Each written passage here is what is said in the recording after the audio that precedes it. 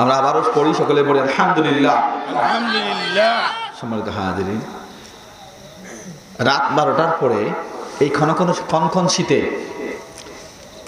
যারা মাহফিলের মধ্যে বসতে পারে, এরাই হচ্ছে মাহফিলের আসল শ্রোতা। কথা কোন ঠিক না বেটি? এই সময়ে সিন্নির প্যাকেটও পাওয়া যায় না, আখনি সিন্নির প্যাকেটও পাওয়া যায় না, কোনো হাদিয়া তোফার ব্যবস্থা নাই। এই সময়ে ঢাকায় কোনো বক্তারও সুযোগ নাই। কথা কোন ঠিক না বেটি?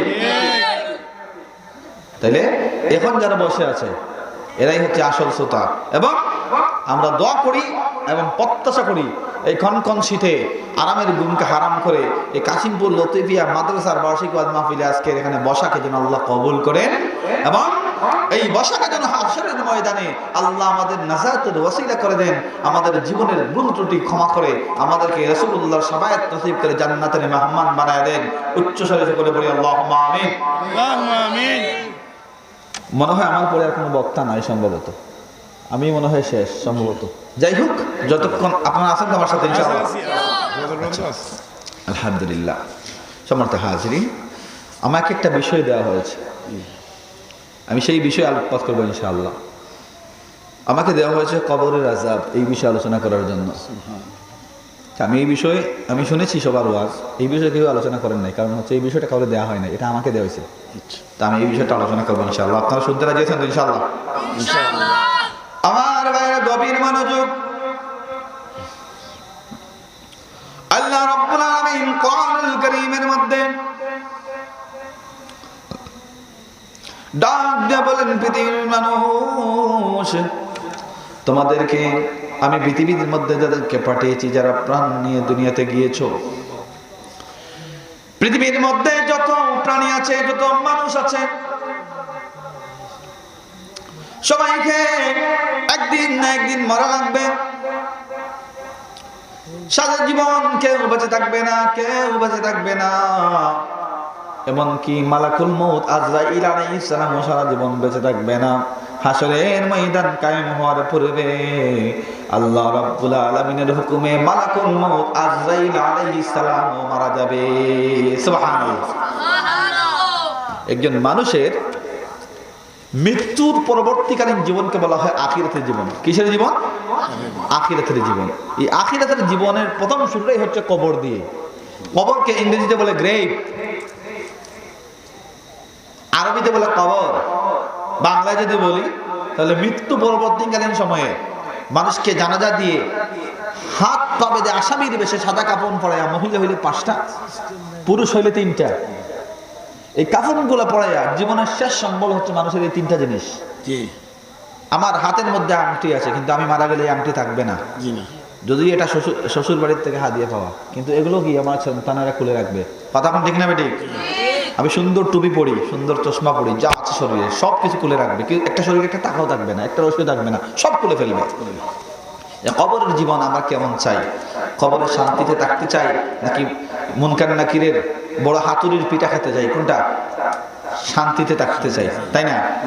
শান্তিতে থাকতে হলে কিছু বিষয় দুনিয়াতে আমল করা লাগবে, সেই বিষয়গুলো নিয়ে আজকে আলোচনা করব।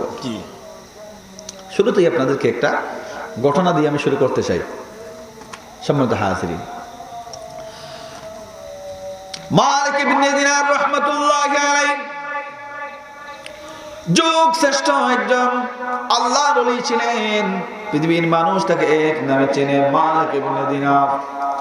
আল্লাহ তাকে হেদায়েত দেওয়ার পূর্বে তিনি একজন সাধারণ মানুষ ছিলেন এবং নেশা পানকারী একজন বান্দা ছিলেন, প্রতিদিন নেশা করতেন। কিন্তু যখন তিনি তাওবা করে ফেললেন, মৃত্যুর কথা যখন স্মরণ হয়ে গেল, কবরের আযাবের কথা স্মরণ হয়ে গেল, তিনি আল্লাহর কাছে তাওবা করে ফেললেন। আর আল্লাহর কাছে তাওবা করার কারণে আল্লাহ তাকে এত সম্মান দিলেন। আল্লাহ রাব্বুল আলামিন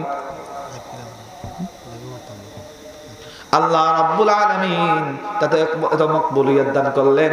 সমুদ্রের কিনারায় দাঁড়ায়া মালিক ইবনে দিনার যখন সমুদ্রের মাছকে ডাক দিত, সমুদ্রের মাছগুলা মালিক ইবনে দিনারের ডাকে সমুদ্রের কিনারায় হাজিরা দিয়া দিত। একজন মদকুর ব্যক্তি, কিন্তু তাওবা করার কারণে, মৃত্যুর পরবর্তীকালীন সময়কে স্মরণ করার কারণে আল্লাহ রাব্বুল আলামিন তাকে এত মায়া করলেন। এবার তার ঘটনাটা আমি বলি। তিনি ছিলেন অত্যন্ত একজন মদ্যপ বান্দা, প্রতিদিন মদ পান করতেন। ইতিহাস থেকে জানা যায় মালিক ইবনে দিনারের প্রথম জীবন সুন্দর ছিল না, অগোছালো ছিল। তার ছোট্ট একটা বাচ্চা ছোট্টবেলায় মারা গিয়েছিল। এই ব্যথায়, যন্ত্রণায় তিনি মদ খাওয়ার পরিমাণটা বাড়িয়ে দিলেন। প্রতিদিন অনেক বেশি করে মদ খান। সন্তান হারানোর যন্ত্রণা তারাই বুঝে যাদের সন্তান হারিয়েছে। বাবা মা কি জিনিস তারাই বুঝে যাদের বাবা নাই, মা নাই। আজকে এখানে অনেকে বয়ান করেছেন, অনেকে বয়ান শুনেছেন। অনেক মানুষ গত বছর না তার নিজের বাবাকে সাথে নিয়ে মাহফিল আসছিল, আজকে বাবা কবরে আছে। কথা কোন ঠিক না বেটি? তো মালিক ইবনে দিনার ছোট্টবেলায় তার ছোট্ট একটা বাচ্চা মারা গিয়েছিল। একদিন হঠাৎ শবে বরাতের চাঁদ, শবে বরাতের রাত ছিল দিন, হঠাৎ ঘুমের মধ্যে স্বপ্ন দেখে, প্লিজ অ্যাটেনশন প্লিজ, কেউ কথা বলবেন না, আপনারা আগায় বসেন, একটু দয়া করে আগায় বসেন, নইলে মিস্টার ইবলিস ইনজেকশন দিবে একটু পরে একটা করে। সম্মানিত হাজিরিন, মালিক ইবনে দিনার রাহমাতুল্লাহি আলাইহি স্বপ্নের মধ্যে দেখেন তার ছোট্ট বাচ্চা, 4 থেকে 5 বছরের বাচ্চা যে মারা গিয়েছিল, স্বপ্নের মধ্যে দেখে প্রচন্ড আকারের বড় একটা বৃহৎ অজগর সাপ তাকে তাড়া করে পিছন থেকে খাওয়ার জন্য, কামড় দেওয়ার জন্য। স্বপ্নের মধ্যে মালিক ইবনে দিনার দৌড়তে প্রাণপণে বাঁচার চেষ্টা করে। যত দৌড়ায় তত দেখে সাপ পিছন থেকে আসতে তাকে লম্বা জিহ্বা দিয়ে হা করে জিহ্বা দিয়ে টান দিয়ে গিলে ফেলতে চায়। মালিক ইবনে দিনার কয়, আল্লাহ আমারে বাঁচাও, আল্লাহ আমারে বাঁচাও। স্বপ্নের মধ্যে সারা শরীর ঘেমে গেল। হঠাৎ করে দেখে দৌড়াতে পাহাড়ের উপরে মালিক ইবনে দিনার চলে গেল। বাস্তবে নাকি স্বপ্নের মধ্যে? স্বপ্নের মধ্যে পাহাড়ের উপরে উঠে গেল। আমরা এরকম স্বপ্ন দেখি না? আমেরিকার বিমানে চলে গেছি, ডব্লিউ বুশ আমার সাথে দেখা করতেছে, কিন্তু ঘুম থেকে উঠে দেখি আমি তো আমার বিছানার নিচে পড়ে আছি। তো মালিক ইবনে দিনার স্বপ্নের মধ্যে পাহাড়ের মধ্যে উঠে গেল। পাহাড়ের মধ্যে উঠার পরে পথিমধ্যে একজন মুরব্বী চাচাকে পাওয়া গেল। বলল, চাচা আপনি কি পারেন আমাকে এই সাপ থেকে বাঁচাতে? মুরব্বী চাচা কাঁপা কাঁপা কণ্ঠে ডাক দিয়ে বলে, বাবা সাপের শক্তি অনেক বেশি, আমি তো মুরব্বী মানুষ, সাপ করে আমি আটকাতে পারবো না, আমার শক্তি নাই, তুমি অন্য কারো কাছে সাহায্য চাও। মালিক ইবনে দিনার আরো জোরে দৌড় দিলেন।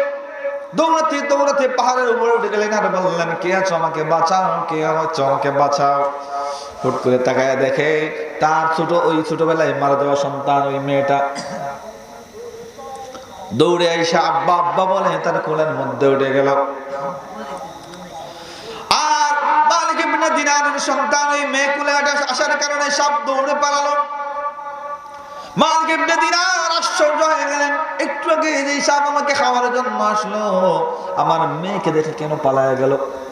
এবার মালিক ইবনে দিনার স্বপ্নের মধ্যে তার মেয়েকে বলে, মা তুমি না মারা গিয়েছিলা, কেমনে জীবিত হয়ে আমার কোলের মধ্যে আসলা? কয়, বাবা ছোট্ট বয়সে যারা মারা যায় ওই সমস্ত বাচ্চাদেরকে আল্লাহ রাব্বুল আলামিন ওই দেখা যায়, ওই দেখো তাকায় দেখো জান্নাতের উঁচু বিল্ডিং দেখা যায়। ছোট্ট বাচ্চা যারা ছোটবেলায় মারা যায় ওই বাচ্চাদেরকে আল্লাহ ওই জান্নাতে ইব্রাহিম নবীর কামরার মধ্যে পৌঁছায় দেয়। সুবহানাল্লাহ। আল্লাহর নবী ইব্রাহিম আমাদেরকে কোরআন কারীমের শিক্ষা দেয় জান্নাতের মধ্যে। এবার মালিক ইবনে দিনার বলে, মা সবই বুঝলাম, তুমি মারা গিয়েছো, তোমাকে ইব্রাহিম নবী কোরআন